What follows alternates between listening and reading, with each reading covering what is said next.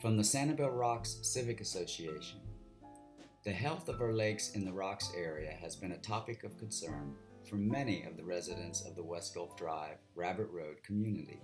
Board President Rusty Farst and Board Member Dawn Schumann scheduled a meeting with SCCF biologist Mark Thompson in early 2017 to discuss options to enhance the overall health of our lakes and water bodies, and what we as homeowners can do to protect and preserve our backyard ecosystems.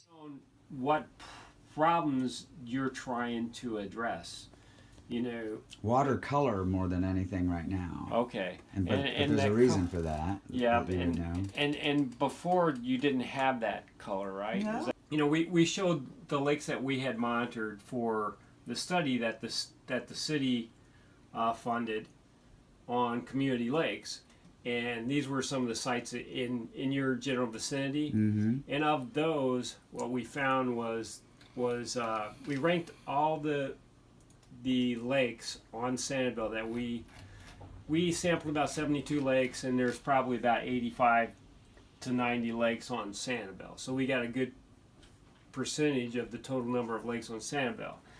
What we did is, based on nitrogen, phosphorus, and chlorophyll, we ranked the lakes from worst to best. So the worst ones got the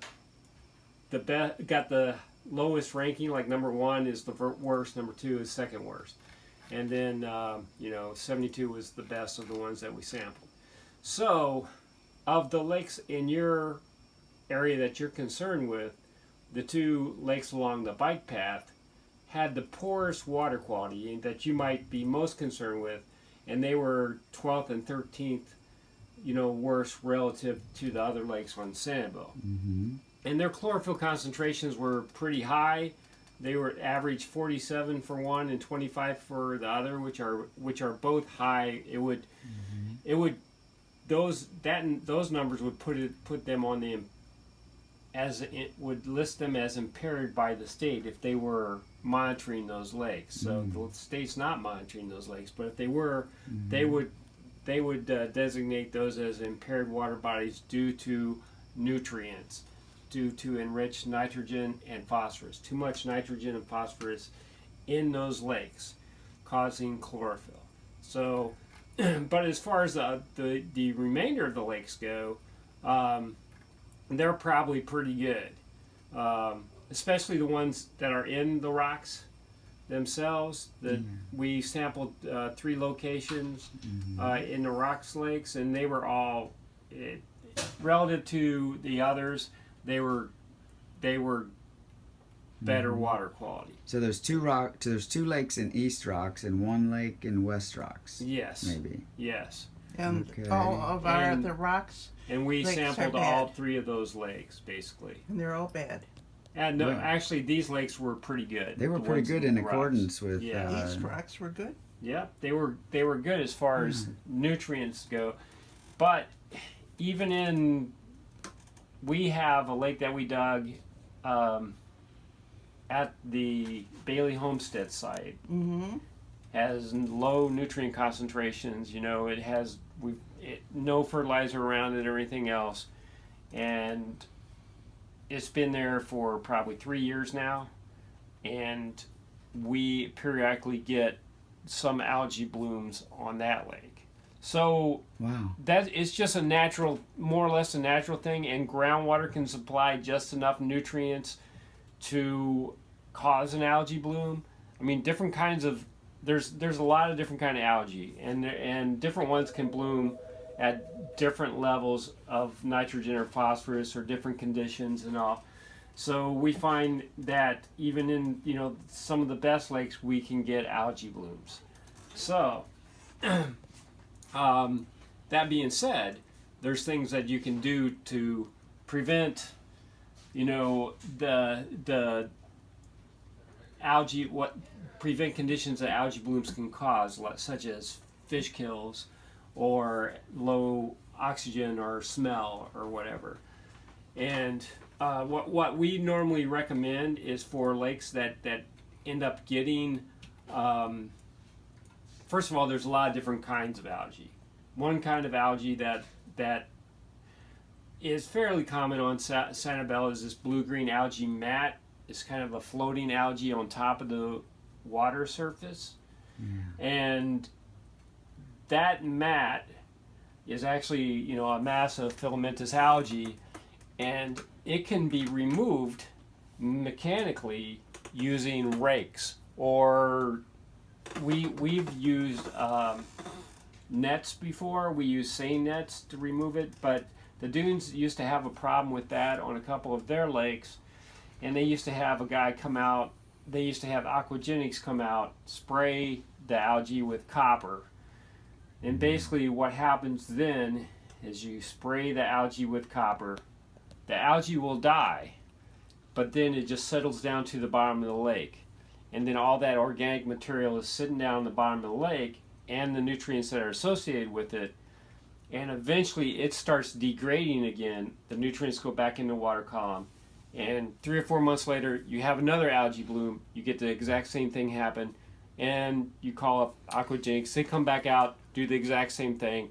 It just keeps happening and keeps happening and keeps happening. Second of all, they want to cut their lawns right down to the edge of the lake, and they don't want to have any plants at the edge of the lake. So everything just runs off right into the lakes. Whereas if you had some kind of buffer of plants here, you get less water and less nitrogen and phosphorus going into the lake in the first place. And also, if you have plants, you have those plants taking up the nitrogen and phosphorus. So what people have been doing for so long is just killing all the plants along the edge of the lakes, cutting right down to the lake, fertilizing their lawns. They start out with a beautiful lake when they first moved in. After 20 years, they finally hit the point where there's so much nitrogen and phosphorus in there that they're just going to continually have blooms. And that's why, you know, everybody contacts, first thing they do is they start having blooms. They contact the city and say, "We didn't have this problem last year, the year before, ever I can remember." No, you didn't, because it took 20 years for it to finally get to this point, and from this point on, you're going to have this problem forever unless we change the way we do things. And what we need to change is not use fertilizer if we can get it. If you can not use fertilizer, reduce the amount you use. You know, we've had this happening on the dunes. What we did was we went out and mechanically removed it with rakes, and that's what the dunes actually has. Their golf course people, they started, instead of throwing copper on there, they came out and mechanically removed it with rakes, a little at a time. Took them about 3 months total to get all the... Where did they dispose it at? What they did is they pulled it up on shore, they let it dry out, and then they just put it in the back of their vehicles, and they trucked it on over to their lawn care site, and they let it degrade some, dry out more, and they used it for compost. Could we do that same kind of thing? Yes, if you end up having this kind of thing happen, I mean, the biggest thing is it was the perfect situation at the dunes. They were willing to listen, and they had the manpower, which were the golf course maintenance guys, to do the work. So they just worked that into their schedule, did a little bit at a time, you know, and eventually got all the algae removed. And that was 4 years ago when they had a big algae bloom like this. And for 4 years now, that lake has been cleared. But they've done some other things. There's one more lake there, if you go back to our map, that you didn't get. Just a little one. I think it's man-made. It's at the end. It's right there. This one? Yeah. We actually did sample that one. Oh, did you? Yeah, okay. We did sample that one. And it is this one right here. Okay. So it's, you know, of the, you know, it's somewhere... It's okay. A little bit higher. But you know, the chlorophyll... The average we got was 20. Basically, the state will say that anything that averages over 20 might be impaired, you know, depending on what the levels of TN and TP are. Yeah. And so it's kind of like borderline as far as water quality goes. It's the worst of the four. It's the worst of... It's the next worst from these two that... Right. Yeah, these two near the bike path. But, are you doing anything to the bike path ponds at this lakes at this particular yes. What we got going on right now is... I'm going to... The city, they've contracted with FGCU to look at 6 pretty bad or not so good lakes on Sanibel and do a complete chemical analysis of the lakes, including the sediments, the water column, map the bottom of the lakes, map the vegetations in the lakes, and get a complete understanding of each of those 6 lakes. And from those 6 lakes, we hope to be able to extrapolate and get a cross section of what's going on in lakes on Sanibel, and we'll have a better idea. First of all, what's causing problems. Is it sediment? Is it lack of vegetation? What's the average depths of lakes and things like that. So we're going to get all this information back from those extensive studies of those 6 lakes. And one of the lakes happens to be this lake here along between the bike path and Rabbit Road. So that'll be one of the lakes that we get a lot of information on, and we'll get like sediment depth to know how much muck there is in the bottom. Rabbit Road used to be very, very low. And it Okay. used to flood all the time. Uh-huh. So there's a tremendous amount of fill and pavement made Rabbit Road. I happen to know this from talking to Bob Sabatino and some of the old timers. Yeah. That would be the first road that would flood on Sanibel with heavy rains. And Island Water Association is very close to them. Yeah. And I wonder if they've got it. And it used to be on the other side. The other clearing is where Island Water Association was. Oh, okay. On the other side of Rabbit here? Road. No, Somewhere. on the other side sorry. over there, Okay. where everybody parks now for the trolley. Okay. That was where Island Water was. Huh. So I'm wondering if that had to do, because those lakes should be clear. It's right next to the river. Although Lake Murex is there, where does Lake Murex lakes compare to? They're about the same. They're They're in there. yeah, they're pretty good. Which are the worst lakes on the island? The 5 worst lakes in order. Well, down where the bayous, some of those lakes down by Sanibel bayous, they're I'll show you. Are they tidally influenced? No, or? they're not. Mhm. I mean, they're tidally influenced just because the groundwater there is tidally influenced because it's close enough. Because they're close enough. It's close enough to Clam Bayou, which is now tidally influenced. Yeah, isn't that beautiful though? But basically these lakes here were all dug for fill for the which most of the lakes on Sanibel, that's why they're there, is because they were dug for fill for the developments, and then they act as stormwater ponds after they're done.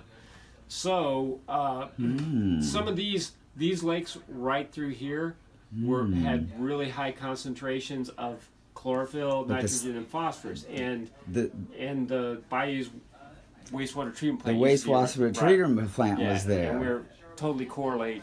It's because if you look at an old aerial, you see that the wastewater ponds that used to be there. Oh yeah. And we're right here. This was all treated wastewater holding ponds, but that treated wastewater still had tons of because a secondary treatment plant, which is what it does, doesn't really take out much nitrogen and phosphorus. What about the ponds down on Lake or Donak Street, where the place is now, where the treatment plant is now? Okay. How do those lakes? How are they responding? Because there's a golf course right there. Right.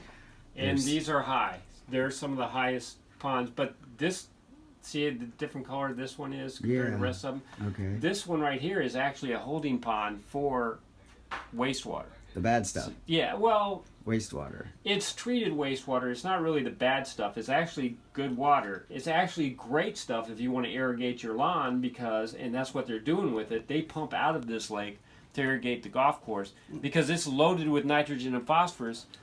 So they're irrigating and fertilizing their golf course at the same time by using treated wastewater from the wastewater treatment plant, which we're all connected to now. A lot of them can't get of the 3 golf courses can't get enough water to irrigate their golf courses from the wastewater treatment plant. But sometimes you're right, they can't use as much as the wastewater treatment plant is producing, and what the wastewater treatment plant does is they inject the wastewater into the well that Island Water has. 2,900 feet. Yeah, but there are plenty of native plants that take up nutrients that can be planted, and like what? We can get that list from SCCF you can get what from, to plant. Yeah, you can get it from Jenny at the Native Plant Nursery, or you can go to IFAS, which is IFAS, which is the University of Florida's Extension Service, and they have so much information on native plants and what to plant, around your property or around your lakes, Are cattails as good as plants that you might plant on your own? Yes. Are cattails a good thing? Well, cattails are a good thing as far as water quality goes. They remove nutrients from the water big time, and what you can do with cattails, if you have the labor to, you can cut them down every year, take them out of there, haul them off, just like that algae I was telling you about. You rake it off. Cattails, you can cut down the cattails or pull them out, whatever you want to do, every year, and you're taking nutrients that they took out of the soil, out of the water. You're taking those nutrients out of the system with them, and you can haul them off and have them, landfilled or whatever you want to with them. Right. Just get them away. Then they'll regrow, and they'll use up more nutrients regrowing and everything. So if you keep doing that, what you're doing every year is taking nitrogen and phosphorus out of the system, and that's what you want to be doing. So that's actually one of the great best management practices for lowering nutrient concentrations. I like Bacopa.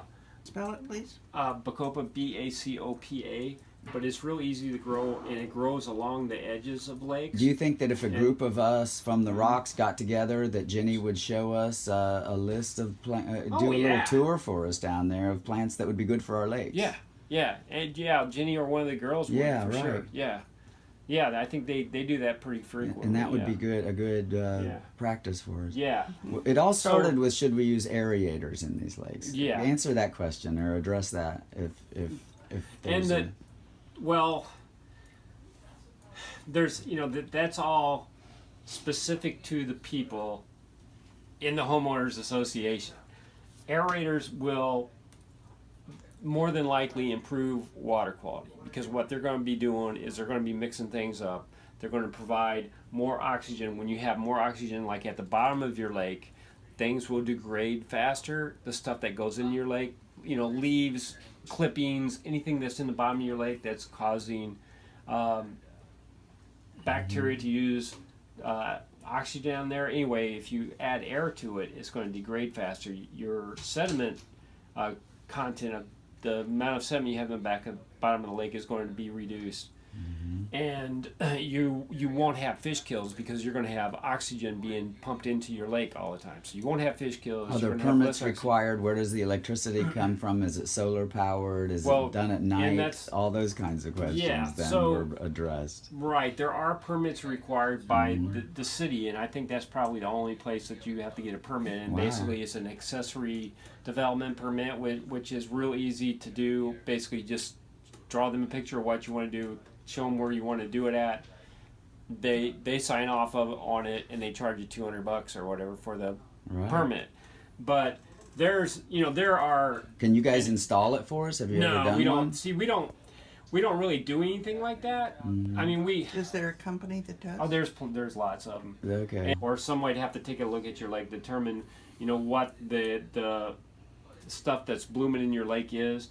And if it's blue-green algae, what blue-green algae needs, they need really calm conditions. And what Solar Bee does is, one of the things they do is they put in big pumps at the bottom of your lake that creates this circulation in your lake. So your lake is kind of like becomes kind of like a circulating, flowing river, except your lake is just circulating like this. So your lake starts turning over all the time. So it's aerating your lake. It's keeping the water moving, and blue-green algae can't survive in water that's flowing. Is it good for the fish? We have largemouth bass there. Yeah. Do we really? It's great. Yes. It'll be great. It's the best lake for largemouth bass on the island. No, it'll be great for them. Ours. It's the same lake. Oh, is it? Yeah. It actually it would be something. Aeration in general is better for the native fish than like the invasive the Cuban fish. Because the Mayan cichlids and the tilapia, they're able to gulp air, so they can live in real low oxygen conditions, whereas you're going to have sunfish and bass dying off. They're going to survive. And so that's why most of our lakes around here are being taken over by these those. guys, because the water quality is getting worse, lower oxygen conditions.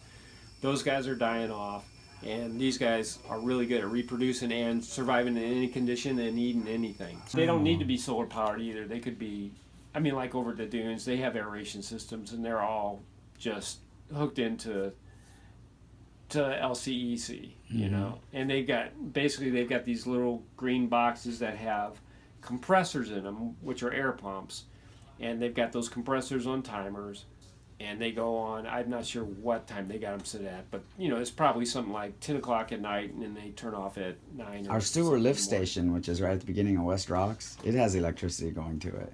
Really? And I'm wondering whether there can be an arrangement made where we could tap into that electricity and run it through somebody's back underground Yeah. onto the lake. But what the city and their nutrient management program wants to do, provide you those services, and only those services, and Is that you working know, with James Evans or James and Dana. And Dana? Yeah, Dana Detmar. Okay. She's kind of like the lakes person now. I Oh, mean, you know, okay. James he's the head. Yeah, But he's got a lot Dana's going. like taking over the lake stuff. She's the boots So- on the ground. Yeah, Okay. and she's going out and sampling. I mean, she's What's her name, Dana? What? Detmar,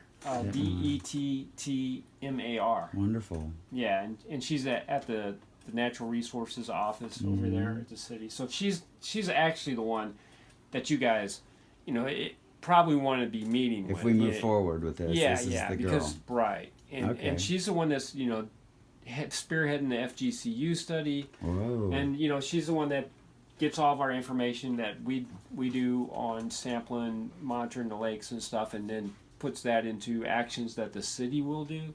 We're 60. West Rocks. Okay, West Rocks. Yeah. Then you're number 69 out of 72 lakes, so you're the best. What so are the this- 3 other ones there? The Periwinkle Pines. Pines. Periwinkle Place, the pond behind Periwinkle Place. is Shopping real- center? Seriously? Yeah, That has one? Great water quality and lots of fish too. Yeah, Really? and then there's a pond at the end of Beach Road. There's some condos down there at the north end of Beach Road. So we are That's really what good water number quality. then? I have us at 12 You're- and 13 poorest. Well, 12 and 13 are the lakes along the bike path.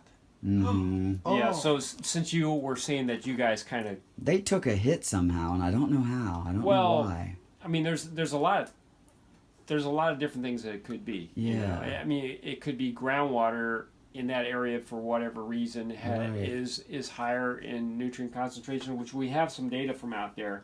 But there is also some reclaimed water used out there for irrigation in that area that, you know, may affect You it. know, before the deep injection well, Mhm. did you know that the pipe ran across there down Rabbit Road and came out at Westwind? I think it still does. Do they still have a discharge out in that area? No, Okay. no, they plugged it. It can be unplugged. If the Okay. if the injection well ever fails. But they still need because the way they do reverse osmosis, they have a concentrated solution.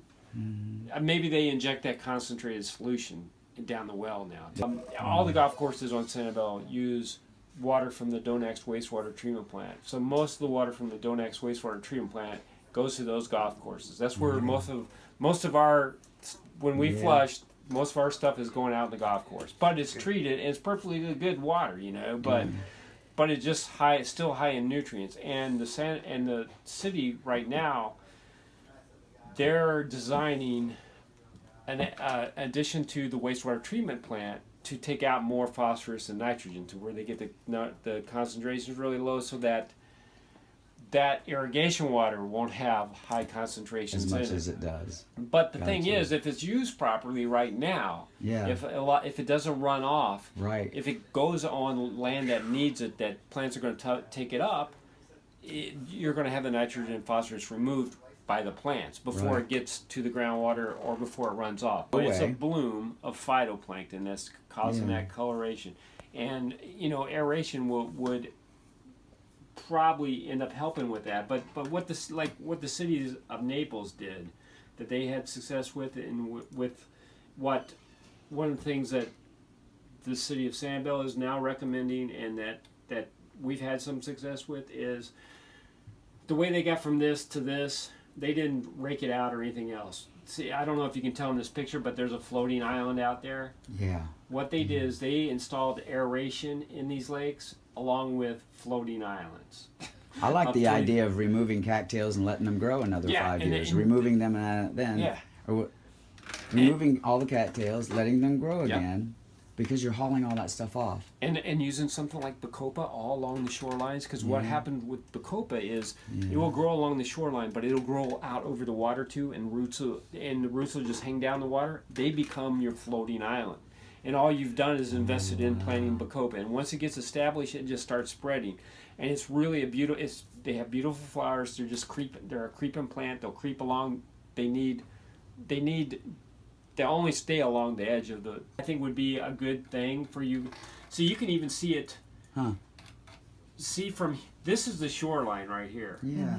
The And darker from here to green. here, that's most of it's bacopa. Some of it's some other aquatic plants which are good, like rupia, but most of this is bacopa that just grows out over that part of the lake. And at any time you want to, you can, once you get this much of it, you could harvest some of that, Cuttings. take it away, and let it grow again. But it's always going to be growing. So when it gets out too far or whatever, or gets to places you don't want it, you just go out there and rake it out. Or have somebody rake it out, and you're removing. And as long as they take it away, just like they take your yard clippings away, as long as they take it away, then you're taking nutrients out of the system, and that's what you want to be doing. But at a low water level like this is a good time if you're going to harvest some to actually harvest some, get it out of there. It's kind of dried up anyway, and it'll regrow. So. It's too early to tell whether the water coming down the Caloosahatchee is having a leach impact on our lakes. No, I would probably say not a non-issue. Because especially from Rabbit Road Rabbit Road this way, pretty much we have enough fresh water on the island that it's always flowing off the island. So the pressure is flowing off. We have groundwater flowing off the island. In the summertime, like down there by the sundial, I mean, basically all from the sundial all the way down to where the river used to empty. Into the Gulf. Basically, that's it. The colony where the Sanibel Slough used to flow over sometimes. I remember that. Right now there is an underwater, groundwater river that flows that way and empties out. All along here, it just it's flowing like that, and it's always emptying out into the Gulf. And at low tides, and especially after rains and stuff like that, you can see it. In the summer, when the island gets full of water, it comes out. Yeah. When I was looking at your neighborhood there's, you couldn't really ask. There's always going to be a few, but you couldn't ask for better. As a community. As a community, better landscaping. So really, as far as landscaping in the community as a whole, it's probably not going to be. You could improve it. Like these guys right here. They got a lot of open yard there, but they probably like it. Yeah. So you're not going to get them to plant more trees there, but if you could, that'd be a good thing. But they have stuff on the bank, right? Yeah. So. But they do have stuff on the bank. They got some kind of buffer there, which is a good thing. So the main thing to do is get some kind of vegetative buffer. It doesn't have to be trees or anything. It can be different kinds of plants that Jenny can tell you about. This one here flows this way to the Sanibel Slough or river, and this lake here flows right here down this. Go west a little bit further. Okay. In our subdivision, right there. Oh, at the end, right there where you are, that's the one that John's upset about. Okay, right. And this is actually a discharge structure. I've been out here before, and if this lake gets too high, what it does is it flows this way. And then I'm not really sure if I guess it's probably the route it would take is this way to the river, I think. Yeah. But maybe they put in those extra, so maybe they made it instead of them, okay, let's say you get a high level condition in these lakes. Yeah. Instead of having all the water just flow directly into the Sanibel River and raising the Sanibel River really quickly, what they probably wanted to do, this is all SCCF. Fish and Wildlife or SCCF. They just wanted to disperse it within these, wetlands. Yeah. And instead of like just having it all flow Doesn't out, that make yeah, sense? fill this up. So that's probably what those ditches might be for, is to help disperse this more, so that maybe those ditches are designed to overflow into here. I don't know, but most of the properties look great, except for then you get a few like here that could probably do a better job of putting a buffer between themselves, between their yards, you know, and the waters. Like right here, you could probably have a better buffer there. But also it depends on what you're putting on your yard. If you're not putting any fertilizer on there, you know, it's the impact is not that great. So the two things you want to try to do is reduce the amount of water that's running off your yard. Yeah. And the other thing is reduce the amount of nutrients that it had, nitrogen, phosphorus, that water has in it. So the big thing you can do to reduce the amount of water that's running off your yard is to have more vegetation and more canopy. The more canopy you have, canopy is the best thing because that means you got trees. It intercepts water before it hits the ground. It starts evaporating from there, and then when it hits the ground, you know, trees have these incredible root systems.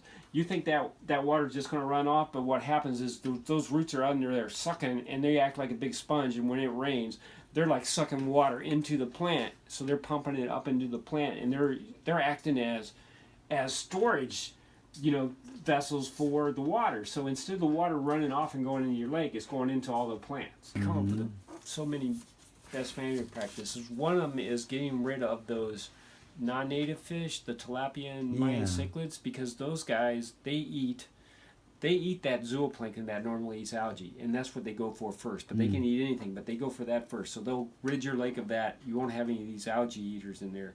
And then they go and they start stirring up the bottom. They look for food in the sediment and stuff. So they're stirring up the sediment, and the sediment has a lot of phosphorus in it. That puts more phosphorus into the water column because they're stirring up the sediment. So tilapia is not good.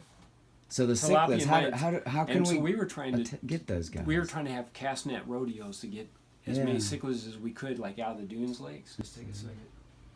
It's down below and to the right. They're really pretty looking fish. See, they get Those are cichlids? Yep, these are Mayan cichlids. See, they get that spot right there. But they're good or they're bad?